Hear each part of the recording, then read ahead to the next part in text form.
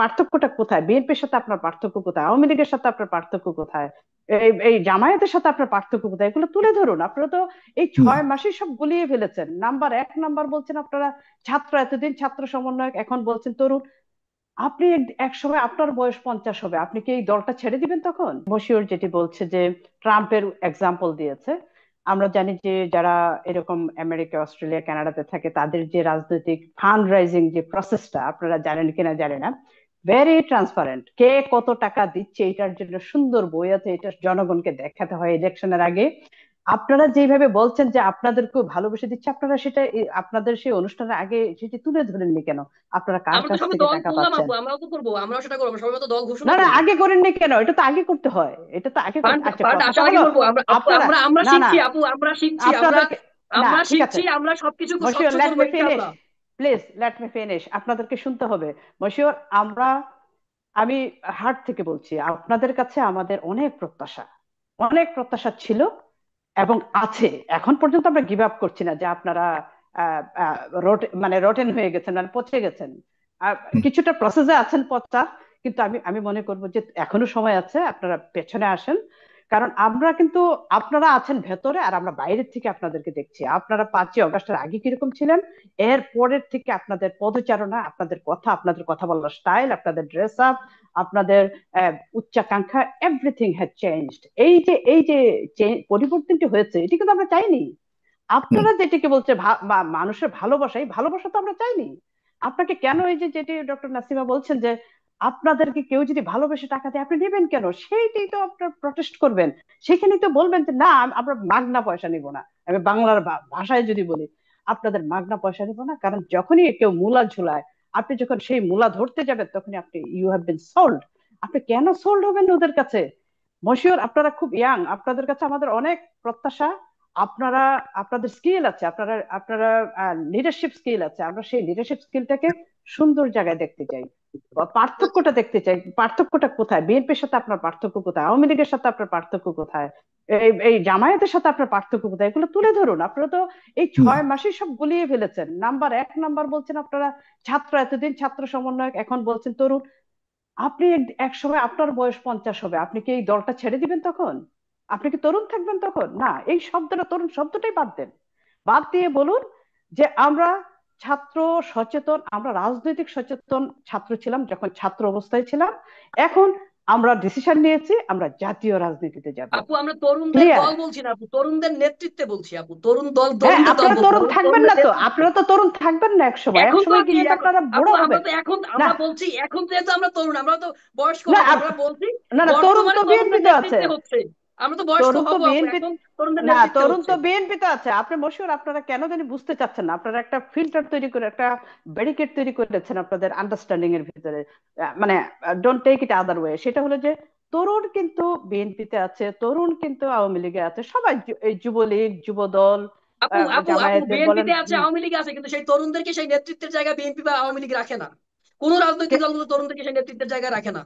আপনারা কি সেই কষ্টে নতুন দল গঠন করেছেন যে আপনারা সেটি পাচ্ছিলেন না? না না, আমরা আমরা আমরা আমরা বলছি, আমরা তরুণদের নেতৃত্বে করছি, আমরা তরুণদেরকে জায়গা করে দিতে চাই, তরুণদেরকে কাজ করার সুযোগ দিতে চাই। মানে অন্যান্য তরুণদের রাজনৈতিক দলগুলোতে আপনি কোথাও পাবেন না আপু, বিএনপি বলেন, আওয়ামী লীগ বলেন, জামাত বলেন, কোন রাজনৈতিক দলে তরুণরা ডিসিশন মেকিং এ থাকে না না, আপু। দেখেন যারা তাদের ডিসিশন একটা মেকিং এ আছে কেউ তরুণ না। তাদের জি। তরুণদের তো একটা লিডারশিপ ভাবনা তৈরি আছে করতে আপু, তাদের তরুণদের একটা ভাবনা আছে, প্রসেস আছে। চিন্তা আছে, আছে, তাদেরকে শেষ নিয়ে যে ভাবে, সেই যে সেই আমি ভাবনার আমি জায়গা আবার তাদেরকে সুযোগ দেওয়া হচ্ছে না।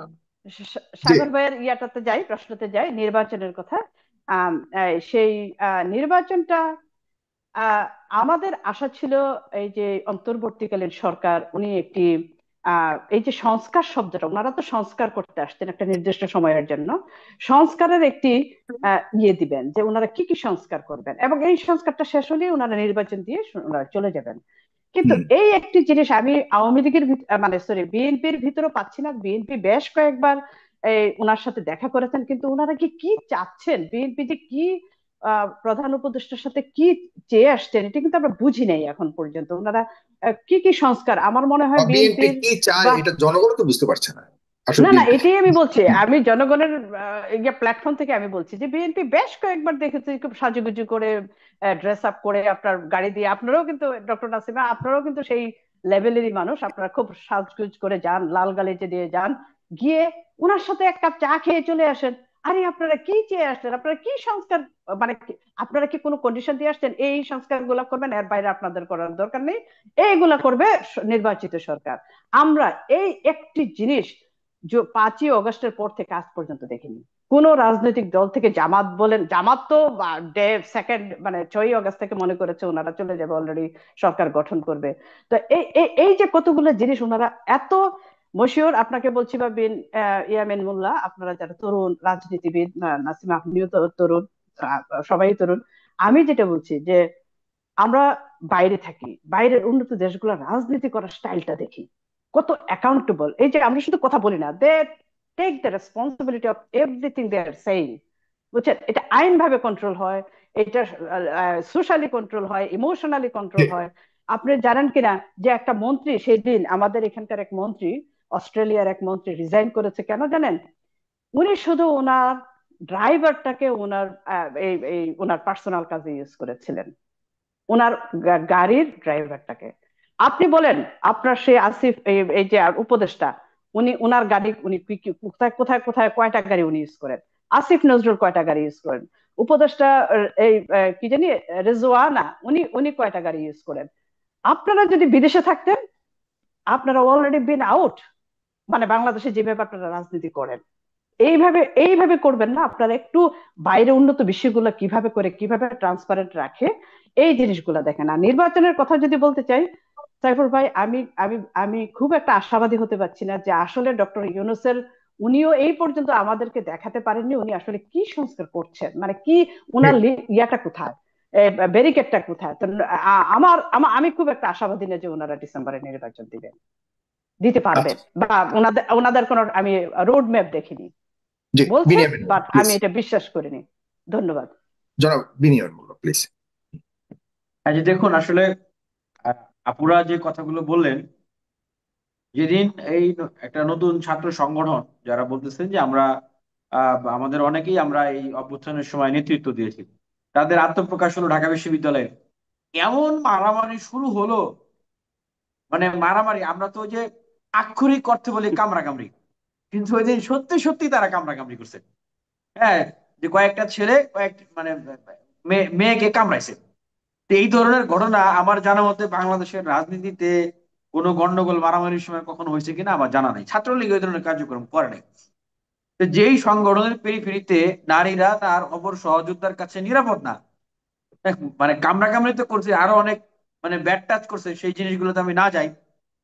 তারা মানে আমি কিন্তু বারবার বলতেছি যে আমি যতবারই বক্তব্য দিয়েছি ততবারই বলেছি যে আমরা চাই তারা সংশোধন করে তারা গঠনমূলক কাজে নিয়োজিত হোক, কিন্তু তাদের সূচনাটা যেভাবে হয়েছে, আমি যখন এই বক্তব্যগুলো দিচ্ছি তার পরবর্তীতে আবার তাদের বক্তব্য শুনলাম, শুনে আমি আশাহত হলাম। কারণ তারা তখন দায় না নিয়ে, আপু যে কথাটি বললেন যে ভুল হলে আমাদেরকে দায় নিতে হবে, সেটা যত বড় ভুল হোক, বেশি বড় ভুল হলে আমাকে দায়িত্ব ছেড়ে দিতে হবে, যেটাই মূলত পরিবর্তনের রাজনীতি।